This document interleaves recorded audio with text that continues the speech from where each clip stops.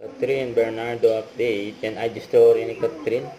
Ayun pa nga yung bonding na and tita Catherine at pamangkin niya si Fiona.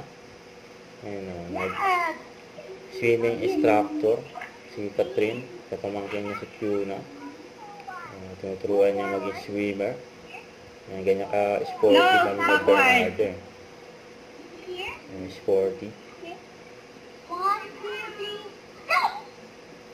Ang galing ni Kat magturo eh. Ayun o, mag-dive. Ang galing ni Fiona oh.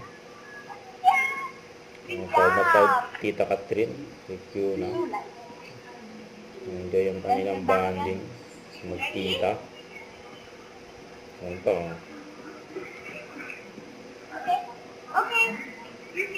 Nag-dive ulit Fiona.